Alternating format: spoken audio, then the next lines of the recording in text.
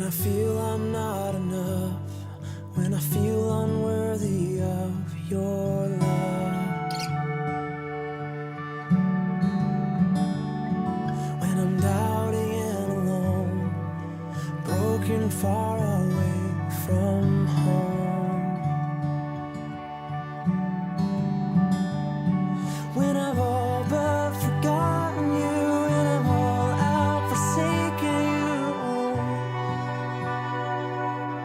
I remember Jesus loves me. Jesus loves me. Jesus loves me so.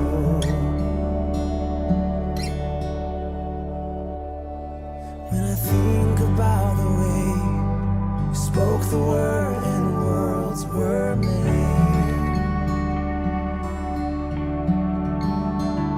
yet you call me child, the apple of your eye. When I lie down to sleep and my heart skips a beat at the thought so sweet, Jesus loves me. Jesus loves me. Jesus loves me so. Oh, Jesus loves me. Jesus loves me. Jesus loves me, this I know.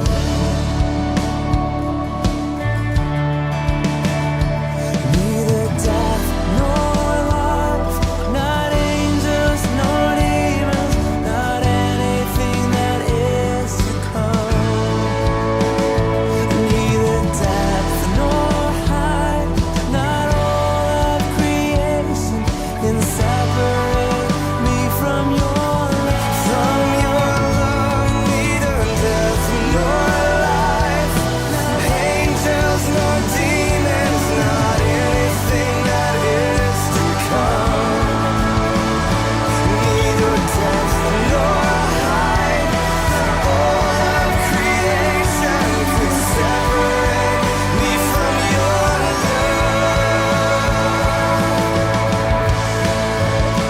Oh, Jesus loves me.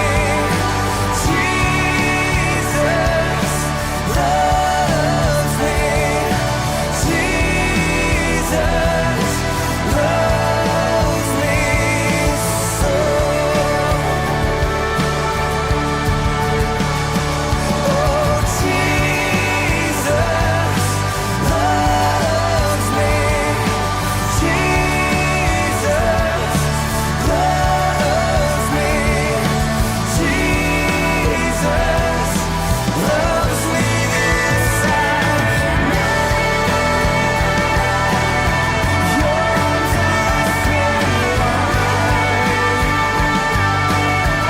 Your heart is beating for your arms are open wide.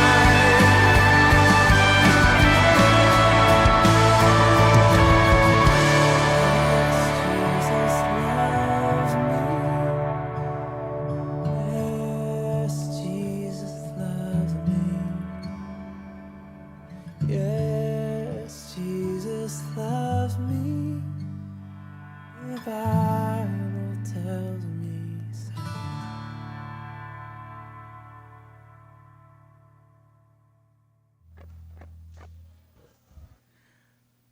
Magandang umaga po sa ating lahat.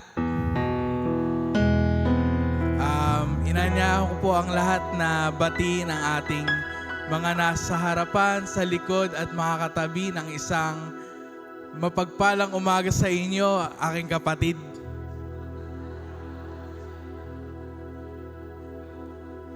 Magandang umaga din po para sa nanonood sa ating Facebook Live. Kamusta po ang ating nagdaang isang buong linggo? Okay naman po.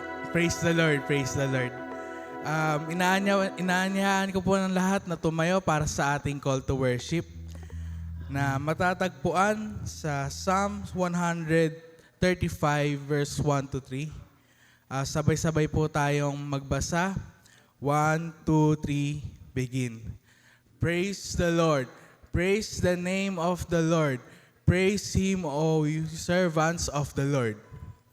You who stand in the house of the Lord, in the courts of the house of God. Praise the Lord, for the Lord is good. Sing praises to His name, for it is pleasant. Purihin po ang Panginoon sa kanyang pagbasa ng kanyang salita. Tayo po lahat ay pumikit at manalangin. Lord, kami po ay lumalapit ulit sa inyo ngayong araw na ito. Kami po ay nagpapasalamat, Lord, dahil kami po ay inyong ginising, binigyan ng masarap na tulog para makapaghanda po, Lord, ulit para makapagpuri sa inyo. Lord, salamat po sa lahat ng tugon sa mga prayers namin, Lord. Salamat po, Lord, sa lahat ng mga members na nandito at ginamayan niyo at iningatan niyo papunta dito. Para po sa mga paparating mamaya, nawa po, Lord, kayo po ang gumabay sa kanila. At para po, Lord, sa aming worship service ngayong araw na ito, Lord, para sa inyo. Ito po ang lahat ay inaalay po namin, Lord, para sa inyo. Nawa po ang lahat ng tatayo dito ay maging maayos at magkaroon ng malinis na puso. Lord, patawarin niyo po kami sa lahat pong nagawa naming kasalanan. Alam ko po, Lord, na hindi po kami karapat-dapat dito. Pero Lord, sobrang pasasalamat namin, Lord, na ginagamit niyo po kami at nililinis niyo po kami, Lord. At Lord, gabayin niyo po ang worship service na ito. Nawa po ang multimedia ay hindi po magkaroon ng error sa internet or sa PC. And Lord, nilalakapit ko po sa inyo ang ating speaker po ngayon. Nawa po ito ay yung message na ito ay may magkaroon po ng conviction po sa aming mga puso. Nawa po, Lord, ang magiging message na ito ay hindi lang po namin basta mapakinggan at ito po ay aming ma-apply sa aming buhay bilang isang maging Kristiyano. Lord, salamat po ulit sa umaga na ito at sa inyo po namin nilalapit lahat, Lord. In Jesus' name we pray. Amen. Tayo po ay maghanda sa ating pagpupuri sa Kanya sa pamamagitan ng awitan at tinatawag ko po ang Praise and Worship Team.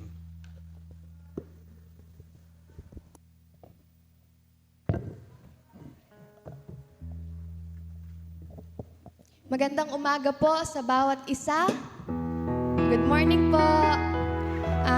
Nawa po ngayong umaga na ihanda na natin yung ating mga puso, yung ating mga isipan para ibigay yung nararapat na papuri para sa ating Panginoon.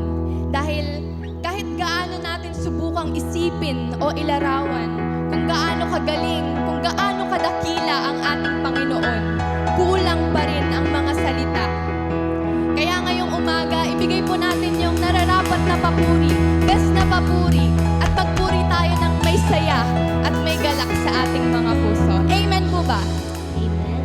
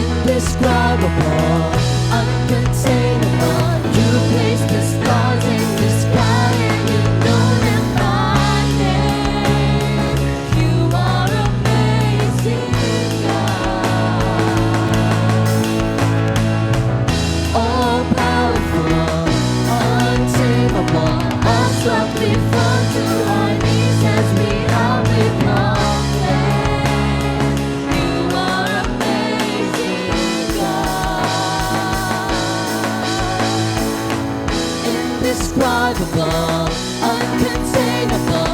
You place the stars in the sky and you know them by name. You are amazing, God. Incomparable, unchangeable. You see the depths of my heart and you love me the same. You are amazing, God.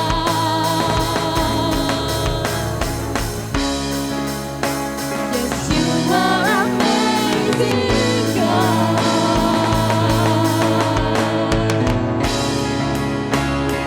You are amazing,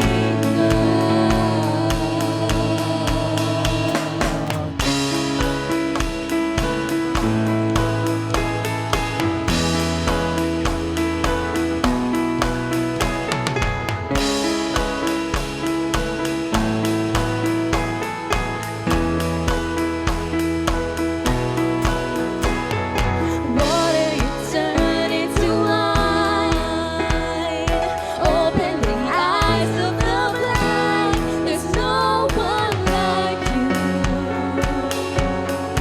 None like you. Into the darkness you shine. Into the darkness you shine. Out of the ashes we rise. There's no one like you. None like you. Our God is greater. Our God is greater. Our God is stronger. God, you are higher than any other. Our God is healer. Awesome in power. Our God. Our God.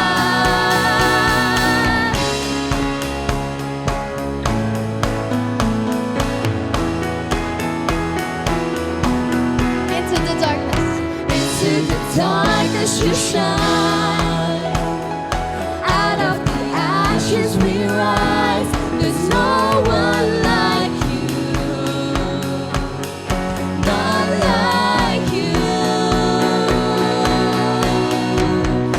Our God is greater. Our God is stronger. God, you are higher than any other. Our God is healer. Awesome in power. Our God. Our God. Our God is greater. Our God is stronger. God, you are higher than any other. Our God is healer. Awesome in power. Our God. Our God. Hallelujah, Lord, we praise you. You are our God.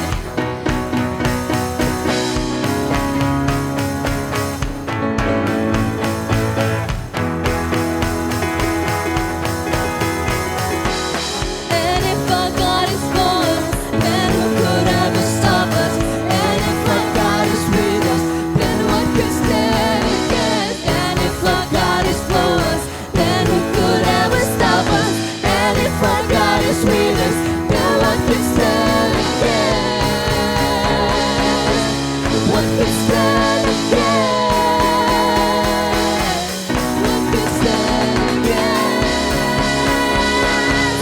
What could stand against? Our God is greater. Our God is stronger. God, you are higher than any other. Our God is healer. Awesome in power. Our God. Our God. Our God is greater. Our God is stronger. God, you are higher than any other. Our God is healer. Awesome in power. Our God. Our God. And if our God is for us, then who could ever stop us? And if our God is with us, then what can stand against? And if our God is for us, then who could ever stop us? And if our God is with us, then what can stand against?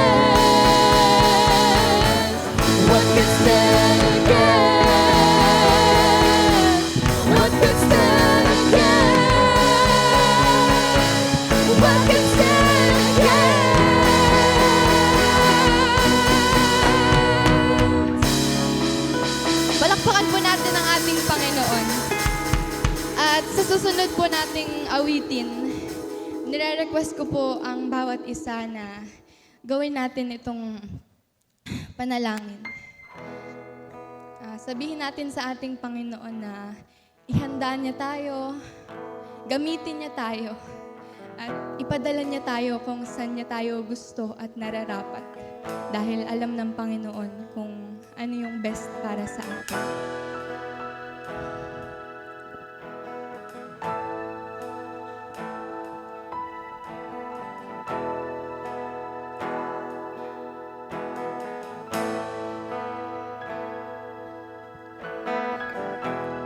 I surrender, I will yield, and I will bow down, and I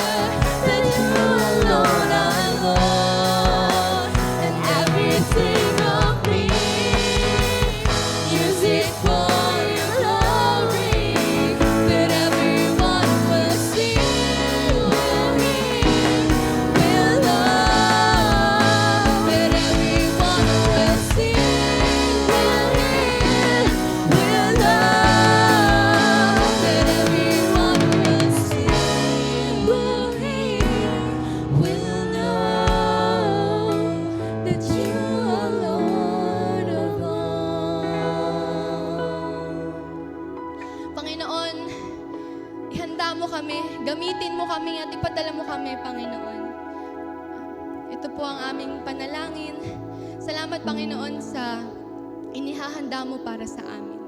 Tanggapin niyo po ang aming papuri na para sa inyo lamang. Lahat po ay magsabi ng Amen.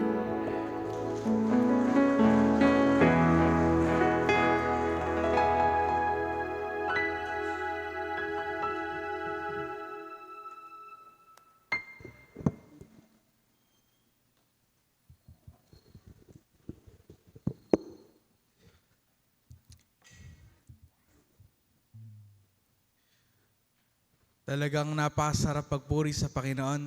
Amen po ba? Amen.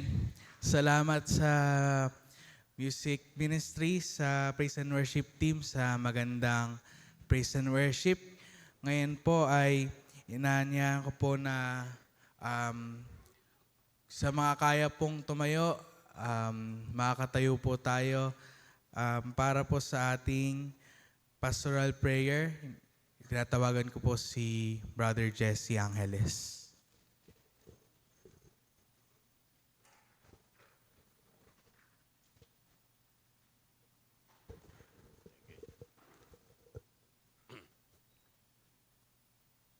Tayo po lahat ay manalangin. Our Father, which art in heaven, hallowed be thy name. Thy kingdom come, thy will be done, on earth as it is in heaven.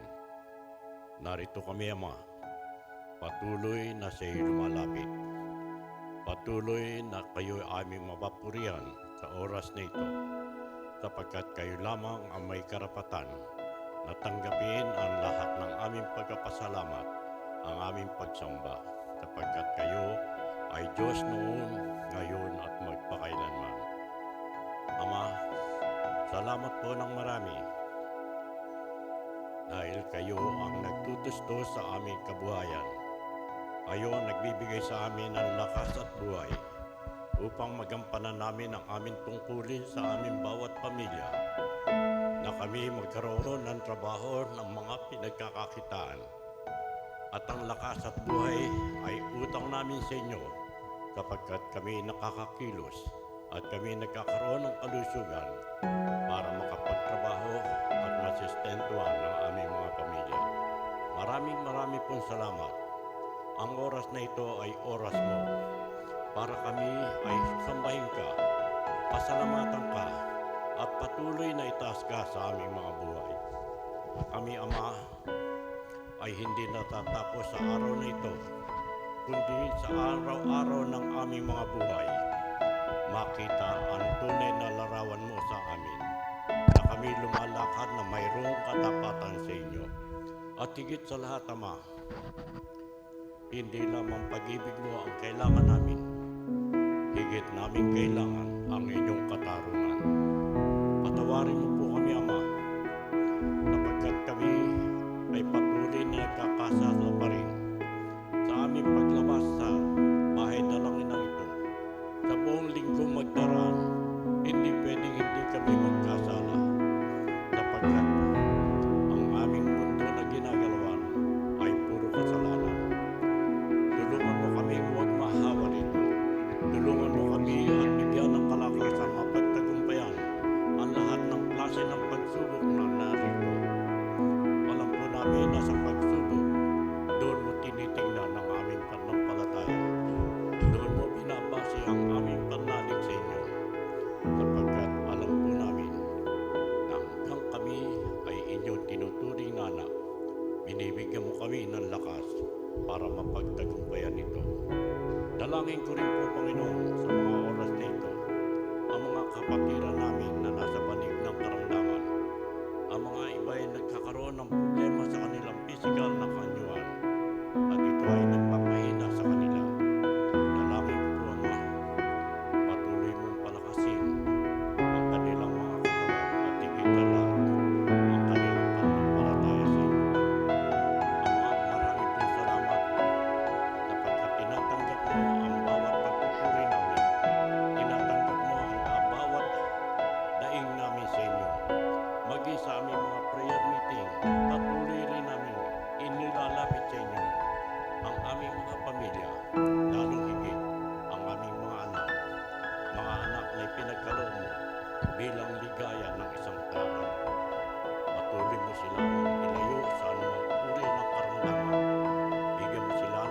kaligtasan at turuan na makilala ka ng kabatang ito.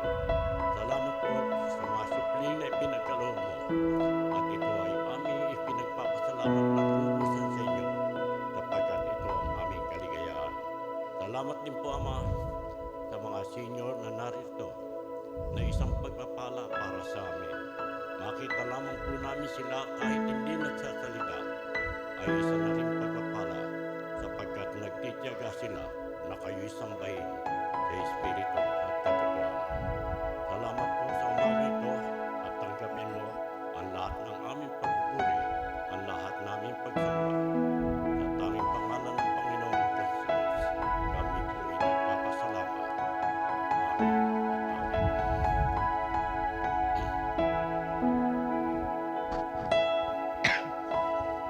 Thank you po, Brother Jesse Angeles, para sa ating pastoral prayer. Manatili po tayong nakatayo para po sa pagbasa ng scripture reading. Dalawang Bible po ito na matatagpuan sa Matthew 17:20 and Mark 9, chapter 9, verse 23 to 24. Ako na lang po ang magbabasa ng malakas. Matthew 17, verse 20. So Jesus said to them, "Because of your unbelief, for assuredly I say to you, if you have faith as a mustard seed, you will say to this mountain, move from here to there, and it will move, and nothing will be impossible for you." And Mark 9:23 to 24, Jesus said to him, "If you can believe, all things are possible to him who believes." Immediately the father of the child cried out and said with tears, "Lord, I believe, help my unbelief." Makakaupo na po tayo. Tinatawagan ko po ngayon si Pastor Ian Fuentes para po sa ating message. Thank you, Brother Russell. Thank you. Isang magandang umaga ulit sa ating lahat. Good morning, Baliwag Alliance Church. Good morning din sa ating mga kapatid na every Sunday po nating kasama sa ating pagsamba. At good morning din sa ating mga bisita today. Sa bisita natin today from Mindanao, Mayong Buntag. Mayong Buntag, ayaw kalimot sa chicharon pag-uli. Tayo po ay magpapatuloy pa rin sa ating tema sa buwan ng Marso, Faith Beyond Borders, kung saan tayo ay pinapaalalahanan na bilang mga Kristiyano ang ating pananampalataya ay hindi lamang ginagawa sa loob ng church kundi sa labas. Ang ating pagiging Kristiyano ay hindi lamang tuwing linggo, hindi lamang tuwing Wednesday, hindi lamang pang fellowship, kundi sa araw-araw. Tayong lahat po muna ay sandaling yumuko at tayo po ay manalangin. Panginoon, nais po naming ipagpasalamat ang umagang ito sa inyo. Maraming salamat dahil alam namin sa kabila ng mga distractions, today mayroong mga dahilan para hindi talaga kami pumunta sana, pero nagpapasalamat pa rin kami sa inyo, Panginoon, dahil gumamit kayo ng mga tao at kayo po mismo ang siyang nag-udyok sa amin para makadalo sa umagang ito, para makarinig ng inyong mga salita. Dahil alam namin sa araw-araw at sa mismong araw na ito, linggo-linggo, meron po kayong nais na iparating sa aming lahat. Naway buksan niyo po ang aming puso sa pagtanggap ng anumang salitang aming maririnig sa umagang ito. Sa inyo po ang kapurihan, ito po ang aming pasasalamat sa pangalan ng aming Panginoong Hesus. Amen. Minsan po ba mga kapatid, naitanong na po natin sa ating mga sarili yung katanungang, bakit may mga areas sa buhay ng isang Christian na hindi maayos at hindi natin maiayos-ayos? Yung tipong, Christian naman ako, pero bakit mas malakas pa akong tumagay kaysa sa mga non-Christian? Yung Christian naman ako, pero wala akong asenso, pero lubog pa ako sa utang. Christian ako, pero minsan matalas yung aking bibig. Christian naman ako, pero hindi maayos ang aking pag-uugali. Christian naman ako, pero mas madalas pa akong ma-discourage kaysa sa mag-encourage sa iba. Christian naman ako, pero kapag nagkakasakit sa bahay, merong sakit sa bahay, mas pinaniniwalaan ko pa yung mga laway-laway at kung ano-ano pa kaysa sa yung mga ura-orasyon, kaysa sa magpagamot sa doktor or manalangin. Christian naman ako, pero bakit magulo ang buhay ko, magulo ang pamilya ko, magulo ang desisyon ko? Kung iisipin naman natin mga kapatid, sasabihin naman natin kay Lord, Lord, nag-church naman ako every Sunday, active naman ako sa ministry, nagsiserve naman ako sa inyo, nagpipray naman ako sa inyo, pero hindi ako satisfied sa buhay na meron ako ngayon. Kasi merong kulang. Mga kapatid, hindi naman natin sinasabi na kapag Christian tayo, dapat perfect ang buhay natin. Hindi naman po ganun kasi wala namang perfect na buhay. But as Christians, we are reminded today na nasa atin na ang wisdom to live this life to the fullest and wisely. Kasi alam niyo mga kapatid, sa lahat ng tinuturuan, Christians lang ang merong maayos na pundasyon pagdating sa tama at sa mali, sa maayos na pamumuhay. Christian lang ang may absolute na stand pagdating sa isang bagay or sa isang problema. Try niyo pong magtanong sa isang Christian. Sigurado po yan, meron po yang isasagot sa inyo. Try niyo pong humingi ng advice sa isang Christian, sigurado meron po yang mabuting maibibigay sa inyo. Pero ang tanong, despite sa knowledge, sa wisdom na meron tayo sa church, sa lahat ng church, tinuturuan po tayo kung anong tama. Despite sa wisdom na meron tayo, ang tanong, bakit tayo pa na merong alam, tayo pa ang hindi maayos ang buhay ngayon? Minsan may isip natin, buti pa yung mga hindi naman naniniwala kay Lord, mas maganda pa yung buhay nila kaysa sa amin. Ako na nagiging faithful naman ako kay Lord, nasa church naman ako every Sunday, bakit yung buhay ko pa ang hindi maayos? Alam niyo po, hindi naman natin nilalahat at nilalagi, pero may mga iilan po sa atin na kapag tayo'y nasa loob ng church, tayo ay full of wisdom. Kapag tayo'y nasa loob ng church, tayo na yung pinaka-prayerful sa lahat. Kapag tayo'y nasa church, alam nyo, nag-a-agree naman tayo sa mga naririnig natin. Alam nyo, kapag tinanong mo nga yung isang Christian, yung katabi natin ngayon, pag tinanong nyo po yan, marami po yang nalalaman pagdating sa spiritual at physical na pamumuhay ng tao. Tanungin nyo, marami po yang maisasagot sa atin. But sad to say, tayo na may mas alam sa katotohanan, tayo pa ang mas nahihirapan ngayon at tayo pa ang hindi maayos-ayos ang buhay. Ano ang dahilan? How come that the person who wants full of wisdom inside the church becomes full outside? Tayo na ang dami nating alam, bakit pagdating sa labas, wala na tayong nalalaman? Paano nangyari na ang isang taong sobrang bait sa loob ng church, sa labas ng church, wala nang galang? Paano ang isang taong ready nang magbago, pag nakakarinig, yes Lord, magbabago na talaga ako. Lord, susunod na ako sa inyo. How come that this person, pagdating sa labas, mas lalong naging malala ang pamumuhay? Minsan, it is either yung buhay niya, ganun pa rin after ng church, or sabi nga natin, mas lalong lumalala. Ang dahilan is because after the service, after church, paglabas natin sa pintuang yan, lahat ng ating natutunan at lahat ng ating nalalaman, narinig, ay atin lang ding iniwan sa loob ng church. Sad, but true. Kaya natural na walang nangyayaring pagbabago sa buhay at sa specific na area ng buhay natin ngayon. Kasi lahat nga nung nalalaman natin, naririnig natin every Sunday sa church, iniiwan lang din natin dito sa loob ng church. Hindi naman natin dinadala sa labas. Alam niyo mga kapatid, aanhin natin yung alam natin kung ano yung nararapat at hindi dapat kung hindi naman natin ginagamit, hindi naman natin ginagawa. Tandaan po natin, Why we are in the church today is to learn and to be trained. Matuto at masanay. Ibig sabihin, the church is the training ground. This is the training ground upang sa paglabas natin sa pintuang yan, lahat ng ating natutunan ay ating gagamitin sa labas.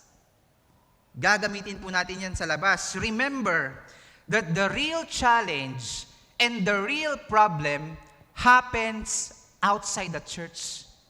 Hindi sa loob ng church ang problema.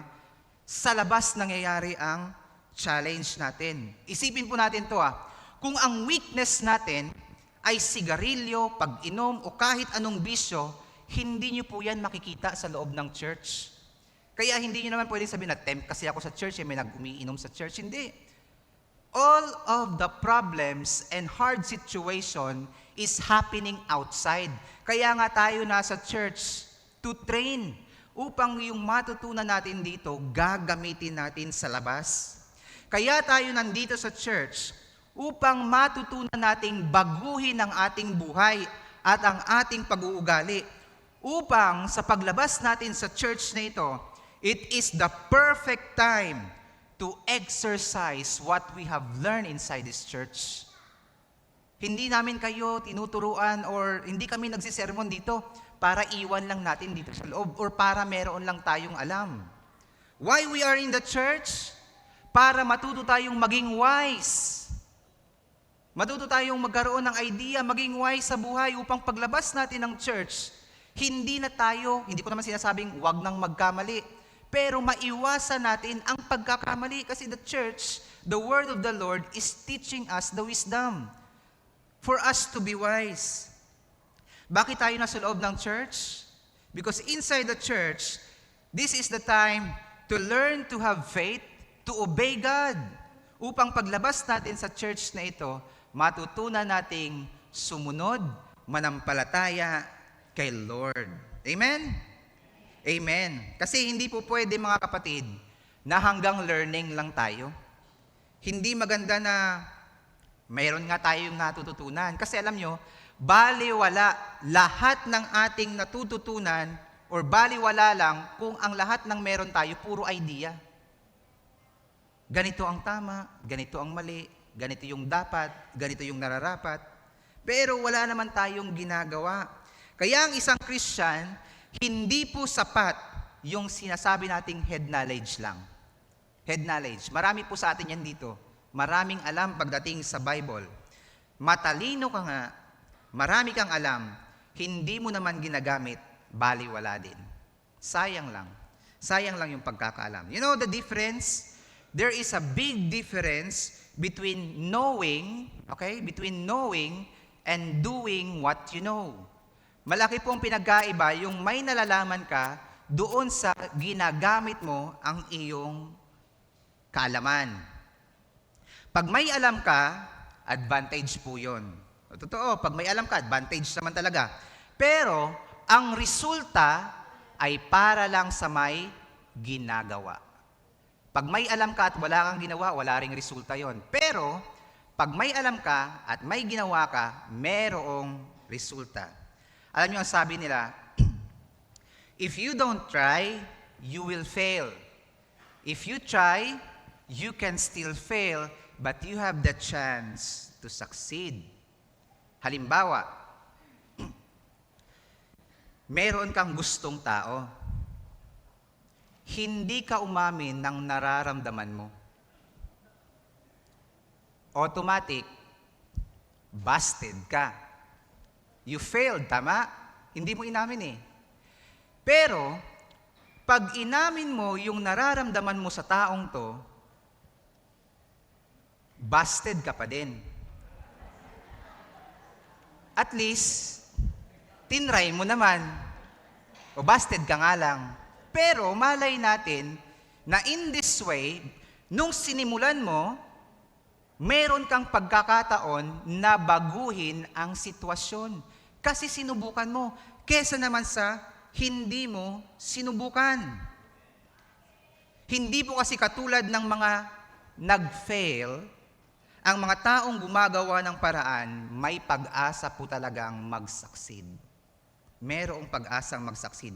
Kaya wag po tayong magtaka kung bakit hanggang ngayon, meron pong mga areas ng buhay natin na walang pagbabago or magulo pa din. Huwag magtaka kung hanggang ngayon may mga gusto tayong hindi natin natatanggap, may mga prayers tayong hindi nangyayari because we don't even try. Hindi talaga natin sinusubukan. And even if we try, kung hindi naman pasok yung resulta doon sa ini-expect nating resulta, hindi rin natin tinutuloy because we are afraid.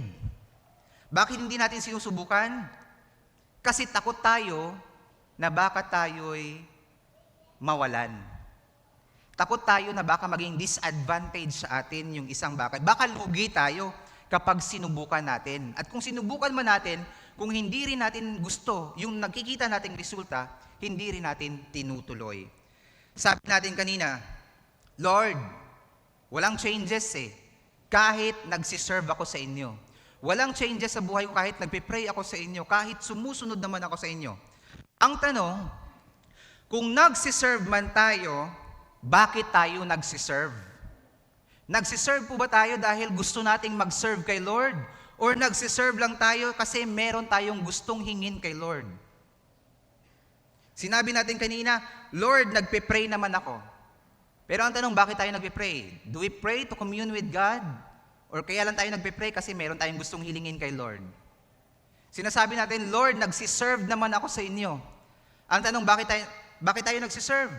Or baka nagsiserve tayo, meron ding hangganan.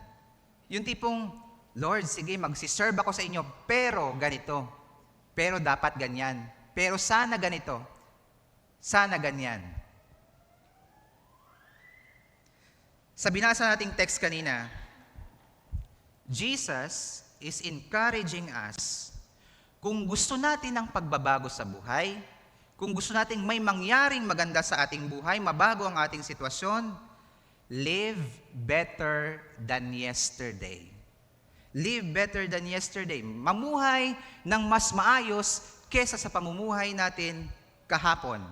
Mamuhay ng may purpose at mamuhay ng mas meaningful kesa kahapon. Ibig sabihin, kung may ginagawa tayo or nag-e-effort naman tayo ngayon, mas pag-igihin pa natin yung effort bukas. Mayroon nga tayong bati, actually tinanong ni Russell kanina, kumusta kayo? Ano sinasagot ng isang Christian? Mas mabuti kesa sa dati. Okay? Mas mabuti kesa sa dati. Pero ang tanong sa atin ngayon, tingnan nyo yung sarili nyo, natin lahat, tingnan natin yung ating mga sarili. Base sa sitwasyon na meron tayo ngayon, totoo nga ba na mas mabuti tayo kesa sa dati? Alam nyo, 10 years ago, meron akong kapatid. Ito yung pinaka-close kong kapatid, si Micah. Minsan, 10 years ago, minsan ako ay nakasandal. Pwede ba yon? Nakasandal lang nakaharap? Sandal pa rin ba tawag doon? Nakatayo ako, nakasandal ako sa isang cyclone wire. Tapos, masyadong malalim yung iniisip ko. Nakatingin ako sa baba. Hindi ko namamalayan, pinicturan niya ako na nakasandal doon sa cyclone wire. Pinicturan niya ako, tapos inedit niya, ginawa niyang black and white yung picture. Tapos pinost niya sa Facebook. Alam niyo kung anong caption niya? Ayan. Anong caption niya? Making better mistakes than yesterday. Sabi ko, grabe naman, para naman ang sama ko nito. Making better mistakes than yesterday. Kaya alam niyo mga kapatid, yung tanong natin kanina, mas mabuti nga ba tayo kaysa sa dati? Or we are making better mistakes than yesterday? Mas mabuti nga ba tayo ngayon o mas lalo tayong lumalala? Kaya alam nyo, imbis na maging mabuti yung buhay natin, ito po yung nangyayari. Dahilan bakit walang pagbabago sa buhay? Una, pinagpapatuloy ang mali. Alam mong may mali, pinagpapatuloy mo pa rin, wala talagang pagbabago. Pangalawa, alam mong may mali, dinadagdagan pa yung pagkakamali, kaya hindi nauubos ang pagkakamali sa buhay. At ang pangatlo, mas lalo nating hinihigitan pa yung mga pagkakamaling ating ginagawa. Kaya no wonder, wala talagang pagbabago kahit na marami pa tayong alam pagdating sa salita ng Diyos. Sa buhay. Kaya nga po, isang encouragement ni Jesus Christ sa atin today, mamuhay ng higit pa kaysa sa dati. Let's live our life better than yesterday. Ibig sabihin, kung ano man po yung mga tamang ginagawa natin ngayon, mas pag-igihan pa natin bukas. Kasi minsan ang nangyayari sa atin, gumawa tayo ng mabuti ngayon, gumawa tayo ng tamang desisyon ngayon, bukas, wala na, bago na naman. Bumalik, it's either bumalik na naman tayo sa dati, or pinutol natin yung ating ginawang tama. Ako po naniniwala naman na tayong lahat na nandito ngayon, ay ginagawa naman natin yung ating best talaga para mabago ang ating buhay. Lahat naman tayo nag-e-effort na mabago yung ating buhay. Pero, ang totoo, sabi ni Jesus Christ, kung nais talaga nating maayos at mabago ang buhay natin, mamuhay tayo ng higit pa sa kahapon. Kung ano yung ginawa natin kahapon, dagdagan pa natin yung effort natin na ginawa kahapon. Isipin niyo po kung kinaya natin na hindi gumastos kahapon, mas magtipid pa tayo ngayon. Amen? Kung kinaya nating bawasan ng isang stick ng sigarilyo kahapon, baka 2 stick na sa susunod na linggo. O kung nakaya mong magtimpi at hindi tumingin doon sa mga nag-aya sa iyong uminom, baka sa susunod na araw, mas higit pa ang kaya nating gawin. Kung kinaya nating mag-extend ng pasensya at pagmamahal doon sa ating kapatid na sobrang tigas ng ulo, baka meron pa tayong higit pang magagawa bukas. Lahat ng effort natin ngayon, kaya nating higitan bukas. Tandaan niyo mga kapatid, kung kinaya natin kahapon, may mas higit pa tayong kayang gawin ngayon, maging bukas. Huwag manatili sa ating comfort zone. Huwag mag-play safe. Huwag manatili sa pagdududa na mawalan o magkulang. Kung ano ang natututunan natin dito sa loob ng church o sa salita ng Diyos, kung ano ang sinasabi ni Lord, take the first step. Let's begin our life and do better every day. Sabihin nga po natin sa ating mga katabi ngayon, kapatid, may magagawa ka pa. Amen. Ang sabi ni James, don't you remember that our ancestor Abraham was shown to be right with God by his actions when he offered his son Isaac on the altar? Sabi niya, you see, his faith, what? His faith and his actions work together. At anong resulta? His actions made his faith complete. Ang sabi ni Santiago, yung action daw ni Abraham nagpapakita ng kanyang genuine faith. Actually, this talks about salvation. But at the same time, if we use it in our situation today, sabi niya, if our faith is genuine, kung totoo talaga na tayo'y nananampalataya, it will cause us to act without reservation, katulad ng ginawa ni Abraham. Kasi totoo naman mga kapatid, na kung nananampalataya naman talaga tayo kay Lord, na kayang baguhin ni Lord ang buhay at sitwasyon natin ngayon, ba't naman talaga tayo magdududa? Ba't natin pagdududahan yung magiging future kung talaga namang naniniwala tayo, yes, kayang baguhin ni Lord ang aking sitwasyon. Kung nais nating baguhin ang buhay natin ngayon, bakit hindi natin simulan? We can start it every day.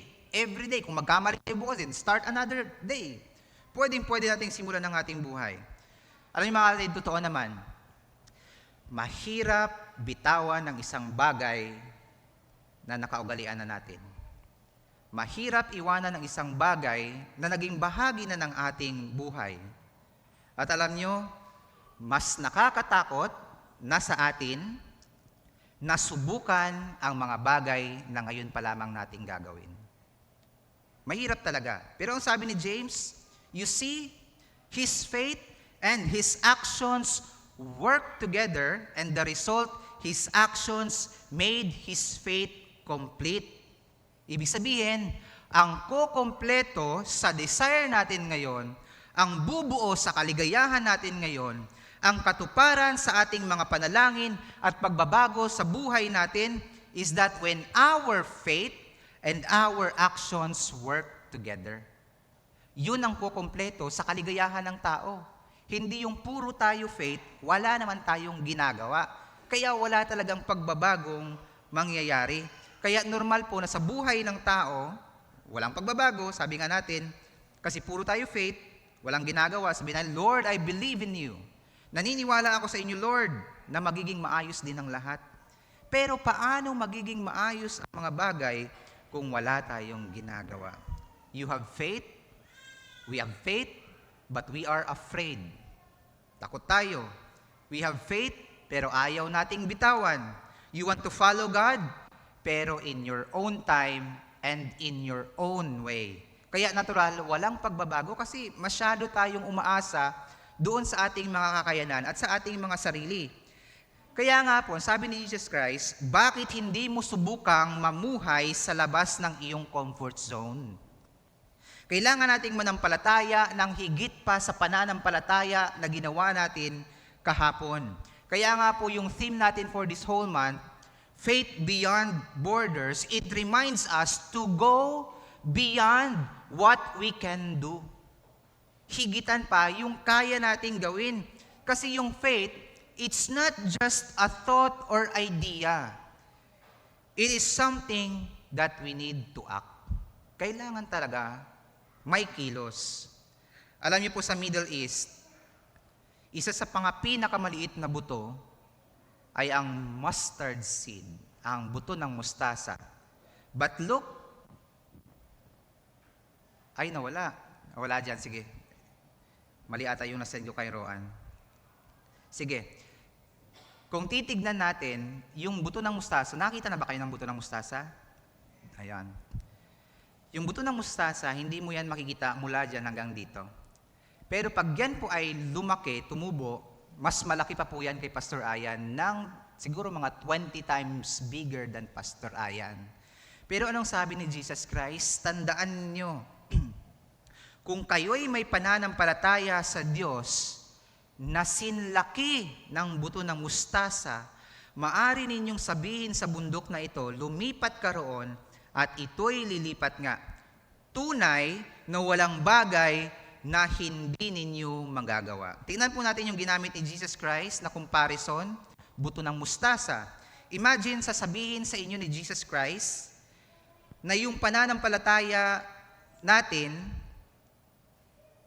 ay dapat sinlaki ng buto ng mustasa. Ibig sabihin, in that moment, in that particular moment, ano ibig sabihin nun? Mas maliit pa kaysa sa mustasa ang pananampalataya ng mga disipulo. Kasi sabi niya, kailangan maging kasing laki sana ng buto ng mustasa. So ibig sabihin, mas maliit pa talaga kaysa sa buto ng mustasa. Imagine this. Disciple ang kausap ni Jesus dito. Kung ang mga disciple, mas maliit pa sa buto ng mustasa, ang kanilang pananampalataya, imagine our faith.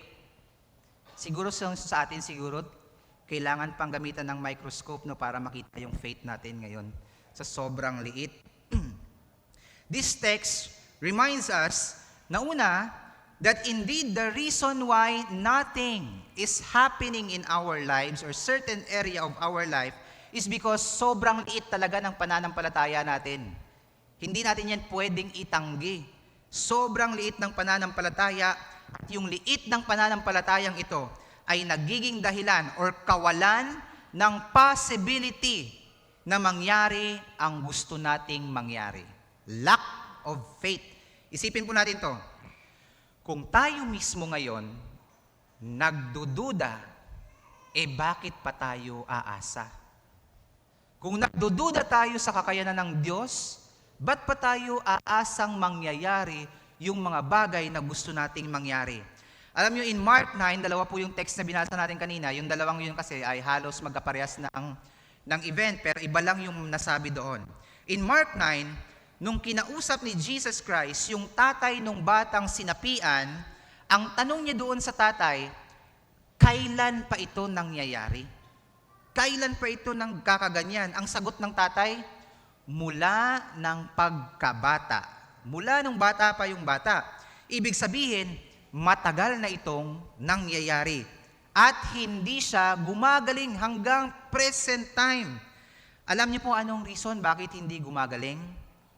Mark 9. Ayan. Ang sabi ng lalaki, ng tatay, subalit, kung may magagawa kayo, he's speaking to Jesus, ha? Sabi ng lalaki, kung may magagawa kayo, Lord, sabi ng lalaki. Anong sabi ni Jesus Christ? Parang, ang dating, parang, anong kung may magagawa ako, sabi ni Lord? Sabi niya, mangyayari ang lahat sa sinumang may pananampalataya. Kaya ang dahilan kung bakit sa tagal ng panahon, mga kapatid, sa tagal ng panahon na walang pagbabago sa buhay natin, sa sitwasyon natin, ay dahil lamang sa isang bagay.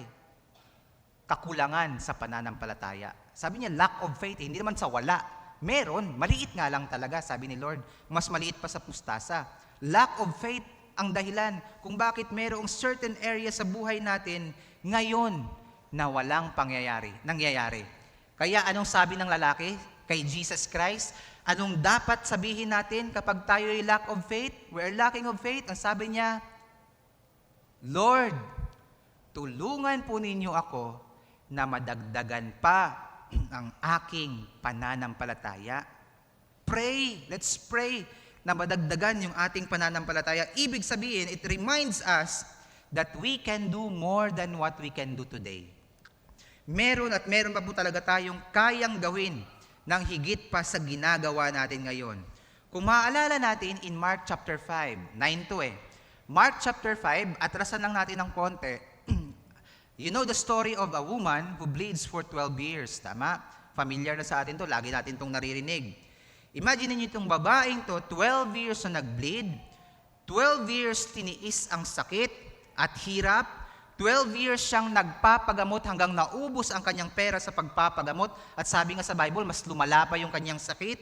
For 12 years, she believes that God can heal her. She believes na kayang baguhin ng Diyos ang kanyang sitwasyon. Pero yung faith niya, remember this? Yung faith niya, hindi na natili sa loob ng kwarto at sa loob ng bahay. Dahil ang kanyang pananampalataya ay higit pa sa simpleng paniniwala. Dahil for 12 years of suffering, hindi siya nanatili sa bahay, may ginawa po siya, mga kapatid, para mabago ang kanyang buhay. Because her faith moves her. She acts despite the doubt, and she moves despite of the pain, kahit masakit, kahit nahihirapan siya, ginawa po niya ang kanyang gusto niyang gawin, nararapat gawin. Because she knows in her heart and in her mind, she needs to touch Jesus' robes. Kailangan talaga merong gawin para, bukod sa faith, kasi yung faith nga natin is accompanied by our work. Kailangan meron talaga tayong gawin sa buhay natin. Kung iisipin natin, mga kapatid, sa kalagayan ng babae, ikaw ba naman nag-bleed ka ng 12 years? Hindi ko nararamdaman yung nararamdaman ng babae, pero for sure, mahirap po sa inyo yung kalagayan na katulad ito. Lalo na, it's 12 years. Kung iisipin po natin, pwede naman talaga siyang manatili sa bahay and mag-pray kay Lord. Lord, pagalingin niyo po ako, ako'y nananampalataya sa inyo, naniniwala ako sa kaya ninyong gawin para sa akin. Pero, anong ginawa niya? She did not stay. Sabi niya, if I can only touch His robes. Dahil gusto niyang mabago ang buhay niya, hindi lang faith ang ginawa niya, she accompanied it with action. That is faith beyond borders. Higit pa sa dapat gawin. Kaya anong sabi ni Jesus Christ sa kanya? Daughter, your faith has made you well. Go in peace. Your suffering is over. Kailan po nabago ang buhay niya? Nung nilapitan niya si Lord. Kailan nabago ang buhay niya? Yung meron siyang ginawa para sa sarili niya. Balikan po natin yung sabi ni Abraham. His actions made his faith complete. Yes, lahat naman po tayo nananampalataya, katulad ng mga disipulo at nung tatay ng bata, pero ina-encourage tayo ni Jesus Christ that we can do more than just professing. Ganyan ang mga Christians We are professing, lagi tayo in Jesus' name, sa pangalan ng Panginoong Jesucristo. Alam nyo, we can do more than declaring. Hindi yung puro tayo, I declare. Wala tayong ginagawa. Hindi naman pwedeng, paano ka asenso kung declare ka lang ng declare, tapos nakahiga ka lang naman sa bahay, Lord, I declare magiging mayaman ako. Yayaman tuloy. Hindi tayo nagpapayaman. Lord, asenso ako, pero nakahiga ka lang sa bahay, mangyayari ba sa'yo? Wala. Lord, I declare, papayat ako. Lamon ka ng lamon. Declare ka na papayat ka. Walang mangyayari sa kaka-declare natin yan. Kailangan meron talaga tayong gawin. Hindi po pwede na declare lang tayo ng declare. Lord, I declare, makakaipon din ako. Ipon ng ano? Sama ng loob. I declare, magiging masaya ang aking pamilya. Hindi naman natin pinapakita. Wala naman tayong ginagawa. Actually, yung ginagawa natin minsan, opposite doon sa dapat nating gawin. I declare na magiging maayos ang buhay ko, pero puro tayo disobedience. Anong mangyayari sa buhay natin pag ganito? Wala, mga kapatid. Kaya nga masasabi natin na kailangan, kung totoo yung faith natin, kasunod nito talaga yung ginagawa natin. When Jesus said, have more faith na kasing laki ng mustasa, tandaan niyo po ito nung sinabi ni Jesus Christ, kailangan yung faith mo kasing laki ng mustasa lang. The goal is not just reaching the seed. Kasi iniisip natin, kailangan maging kasing laki ng mustard seed yung aking faith Hindi lang po yun doon. And Jesus said that kailangan yung faith mo maging katulad ng sinlaki ng mustard faith ay the goal is not just reaching it, but what will happen after the seed. Hindi lang yung buto ang focus natin, kundi kung ano ang mangyayari kasunod doon sa buto. Dahil once our faith grows, our faith becomes stronger. Mas lumalakas ang ating pananampalataya. And once our faith becomes stronger, anong sabi ni Lord? Ganda na sinabi ni Lord. Nothing will be impossible for you. Anything is possible if a person believes. It means that miracles happens the moment we believe what Jesus can do. Ang miracle ng layari, lalong-lalo na sa mga taong lubos ang pananampalataya kay Jesus Christ. Ano yung sinabi ni Jesus sa atin?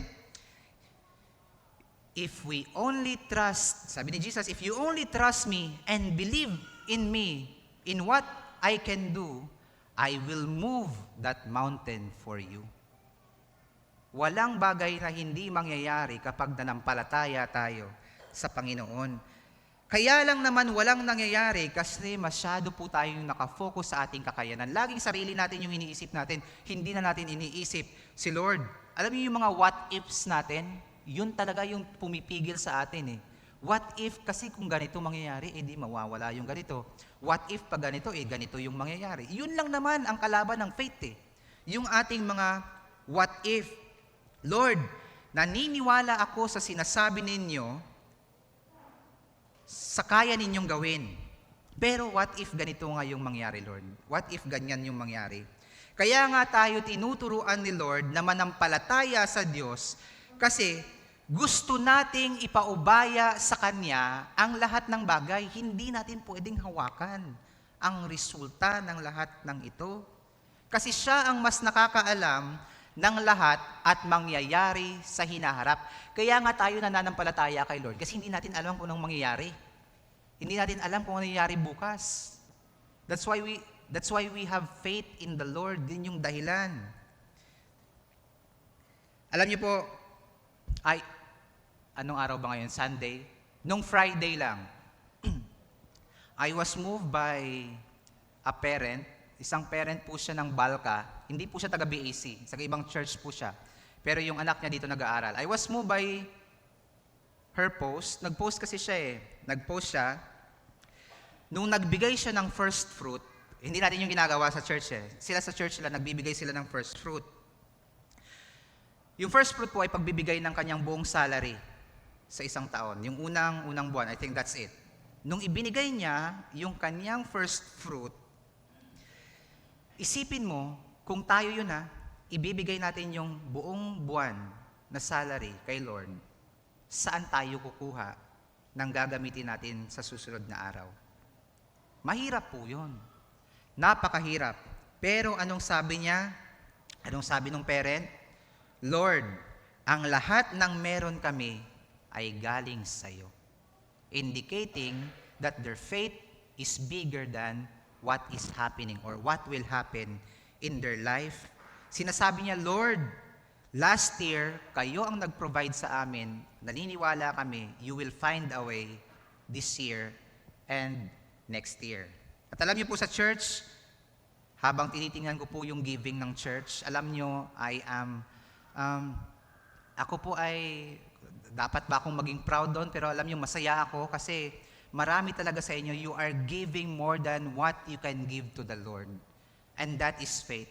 That is beyond borders. Kasi naniniwala tayo that miracles happens the moment we believe to what Jesus can do.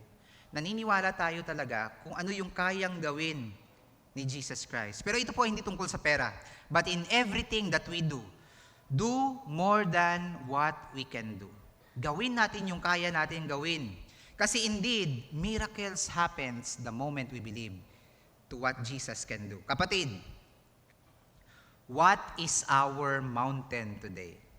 Ano yung sumasagabal sa atin ngayon? Ano yung mga mabibigat na bagay na meron tayo ngayon? Mga sitwasyon, paghihirap. Ano ang mga bagay na sumasagabal sa atin sa pagsunod sa Panginoon? Ano ang dahilan ng pagdududa natin sa Panginoon? Tandaan natin, kailanman ang Diyos ay hindi nagkulang. Tingnan natin yung ating mga sarili. Yung buhay ba natin ito, nagkulang sa atin si Lord? Tingnan yung katawan ni Pastor Ayan, mukha bang nagkulang si Lord dito? Yung laki ng katawan ni Pastor Ayan, mukha ba itong pinabayaan ni Lord? Kung iisipin natin mga kapatid, maliit talaga ang buto ng mustasa kung sa bundok ikukumpara. Isipin niyo po yan ha. Buto ng mustasa, maliit kapag ikinumpara sa bundok. Pero tandaan natin that the seed might be small, but our gardener is big. Kahit maliit yung buto, yung pananampalataya natin compared sa bundok, mas malaki pa rin si Lord. Walang lalaki kay Lord. Remember, it's not about us. Gawin natin yung part natin, yung best natin ngayon, but let God do the result. Hayaan din si Lord sa result kasi hindi naman maganda na pinagkakatiwala natin kay Lord yung isang bagay, pero ina-arrange na natin kung ano yung magiging dulo. Hindi na si Lord ang gumawa nun. Tayo pa rin ang gumawa. Tandaan natin, huwag tayong matakot. The Lord has prepared good thing for us. Alam po niya, alam ni Lord ang lahat ng bagay. Sabi nga natin, kaya niyang gumawa ng mula sa wala. Kayang gumawa ni Lord from invisible to being visible. Kaya lahat po ng ating ninanais ngayon, ng ating paghihirap, mga struggles, kayang gawa ni Lord ng paraan yan. Basta't magtiwala lang tayo sa Kanya at sa Kanyang kakayanan. Sa ngayon, mga kapatid, isang bagay ang dapat nating gawin. Mas higitan pa natin yung bagay na ginawa natin kahapon. Tandaan natin, anuman ang ginagawa natin ngayon, gawin natin ng higit pa kaysa dati. Amen? Tayong lahat po ay yumuko at tayo po ay manalangin. Panginoon, maraming salamat sa isang paalala sa aming lahat. We really appreciate, Lord, how you work in our life. Maraming salamat kung sa kabila ng katigasan ng aming mga ulo, mga pagkukulang namin, nariyan pa rin kayo para kami ay sagipin at kami ay tulungan. Naway maging daan ito upang sa paglabas namin sa church, amin pong magawa lahat po ng aming mga natutunan sa loob ng iglesia at sa inyong mga salita. Sa inyo po ang kapurihan. Ito po ang aming pasasalamat sa pangalan ng aming Panginoong Jesus. Amen. Magandang umaga po. Tayo po ay tumayo para po sa ating pag-awit ng ating hymn of response. Pero reminder lang po sa bawat isa na kahit po may mga bagyo, pagsubok tayong pinagdadaanan, tayo ay may kasama, may Diyos na ating matibay na angkla. Awitin po natin ang My Anchor Holds. The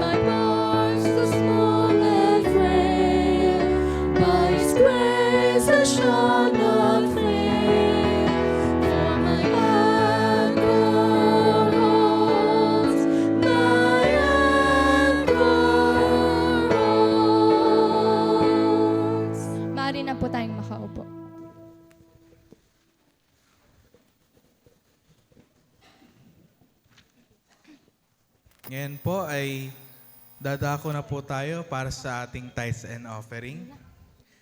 May babasahin lang po akong verse na matatagpuan po sa Malakay 3:10. Bring all the tithes into the storehouse, that there may be food in my house. And try me now in this, says the Lord of hosts. If I will not open for you the windows of heaven and pour out for you such blessings that there will not be room enough to receive it. Inaanyahan ko na po ang lahat na pwede na po tayo magbigay habang tumutugtog po ang worship team.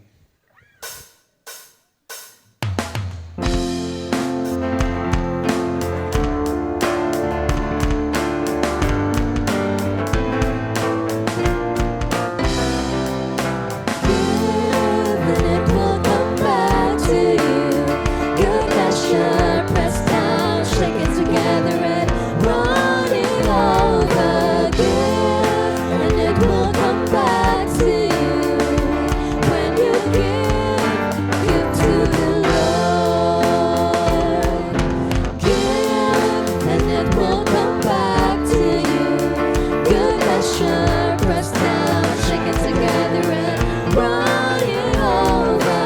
Give, and it will come back to you. When you give to the Lord. Give, and it will come back to you. Good measure, pressed down, shaken together and running over. Give, and it will come back to you. When you give to the Lord. When you give to the Lord. When you give to the Lord. Inaanyahan ko po ang lahat na tumayo para po sa ating doxology.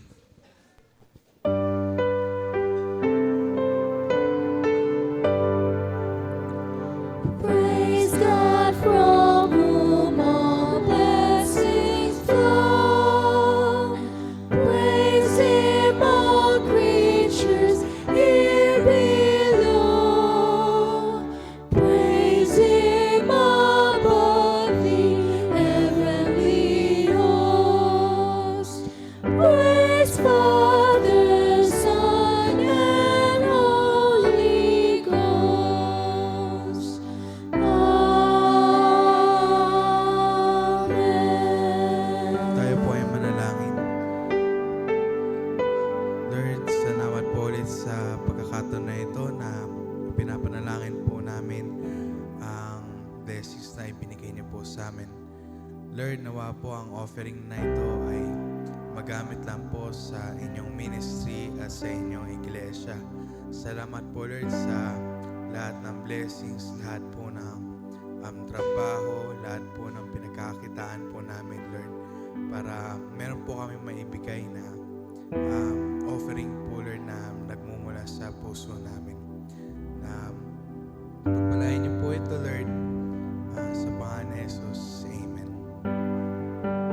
Makakapo na po ang lahat. Ay po para po sa ating announcements, ang atin pong attendance is ang adults po is 133 and kids po is 32 for a total po of 165. Palakpakan po natin. Para po sa ating visitors, ito po ay parents po ni Sister Irene Bautista. Galing pa pong Bukidnon, si Robert Ultado Sr. and Merlinda Ultado po. Welcome po. And para po sa mga karagdagang announcements po, makikita po natin sa ating TV screen.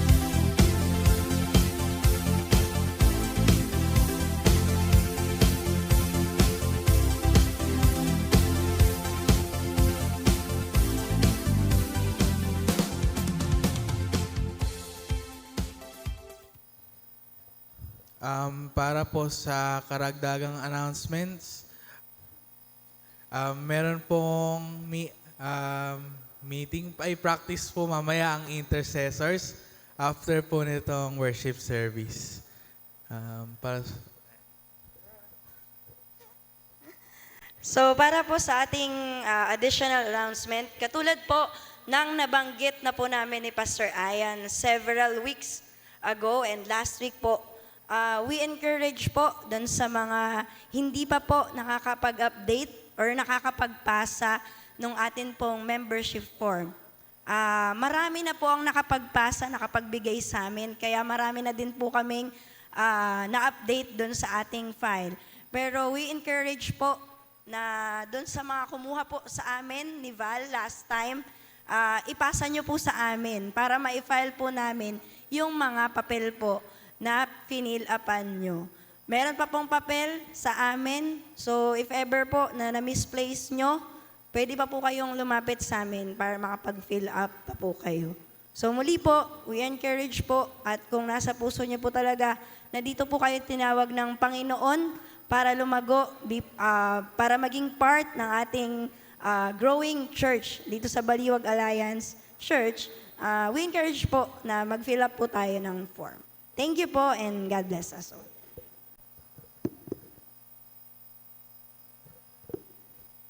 ay, city tayo rin po.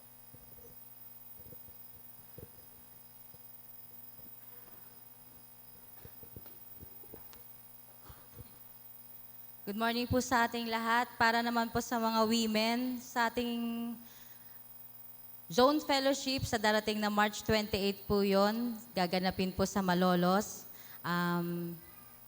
Kita-kita po tayo doon. Ang registration po is 150 pesos. At gayon naman po, Joint Fellowship naman po sa darating na April 17-18. Overnight po yon sa Morong Bataan. Kita-kita rin po tayo doon para po sa Men and Women Joint Fellowship, April 17-18. Ang registration naman po is 1,500 para po dun sa accommodation at sasakyan. Maraming salamat po.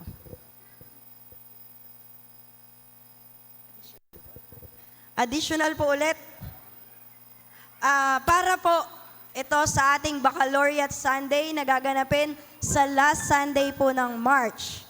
So that is next week. Magpalista na po kayo sa akin po, tama Teacher Grace. So lahat po ng gagraduate, kinder class po, hindi po preschool or pre-K, kinder class po, grade 6, high school graduate, senior high school graduate, and college graduate. At kung meron po, baka po meron, nagmasteral po or nagdoctorate, pwede din po kayong lumapit sa amin para maisama po namin kayo doon sa listahan para sa Baccalaureate Sunday natin sa March 29 po ata yun or 28. So, yun lamang po at maraming salamat po. Yung practice daw po sa intercessors ay dito daw po sa room 104. Yun lang po ang mga announcements. Tinatawagan ko po ngayon si Pastor Ian Fuentes para po sa ating closing prayer and benediction. Maraming salamat, Brother Russell. Today po, meron po tayong Sunday School, room 101 hanggang 103. Update lang din po sa ating mezzanine, hindi po namin may post ngayon, pero may bago po tayong update. As of now, meron po tayong 59,900 pesos. Praise God. Konti na lang, 2 million na. Malapit na nating masimulan ang ating mezzanine. Encourage po namin ang bawat isa na meron pong puso sa pagbibigay. Kung okay na po, pwede na po kayong magbigay kay Sister Glay or kay Doc Pats or sa akin anytime. Pero hanggang June pa naman po ito. Huwag po kayong mape-pressure sa kung magkano po yung gusto nyong ibigay, basta galing sa puso nyo. Meron din po tayong, sana ba yung ating whiteboard? Nandiyan po sa whiteboard, pwede din po tayong maglista. Tayong lahat po ay tumayo para sa atin pong closing prayer. Panginoon, sa araw na ito, nais po namin kayong dakilain dahil wala na po kaming pwedeng iba pang dakilain kundi kayo lamang. Sa araw na ito, nais po namin kayong itaas at papurihan dahil wala na pong ibang dapat na itaas at papurihan pa kundi ang inyong ngalan lamang. Maraming salamat, Panginoon, sa inyong pagmamahal. Kung meron man po kaming ipinagpapasalamat sa buhay namin ito, kung walang iba kundi ang inyong pong pagmamahal sa bawat isa. Alam po namin marami sa amin nakakagawa ng kasalanan magpahanggang ngayon kahit pa kami ay tumanggap na sa inyo. Pero maraming salamat, Panginoon, kung paano po ninyo patuloy kaming kinakausap na tuluyang isuko ang aming mga buhay sa inyo upang mabago ang aming buhay at ang aming sitwasyon. Sa lahat po ng members ng church, amin pong dinadalangin, Panginoon, na yung buhay namin ito maging blessing sa iba, maipakita namin that our faith is not just inside the church, but our faith is beyond every borders in this world. Sa araw na ito, Panginoon, nais din naming ipagpasalamat sa inyo ang buhay ng aming mga bisita. Aming dalangin, kayo ang patuloy na mag-bless sa kanila, sa kanilang pag-uwi, sa kung saan man po sila nakatira. Ingatan niyo po sila at mas makilala din po nila kayo katulad ng pagkilala namin sa inyo. Maging blessing po kami sa bawat katrabaho, sa bawat kaklase, sa lahat ng aming pong mga kakilala, sa lahat po ng aming mga kasalamuha. Patuloy po sana kaming mag-seek sa inyo sa lahat ng panahon. Sa aming mga desisyon na aming gagawin, naway lagi naming isang uni sa inyo. Sa inyo po ang kapurihan. Ito po ang aming pasasalamat sa pangalan ng Ama, ng Anak, at ng Espiritu Santo. Amen. Amen. Amen.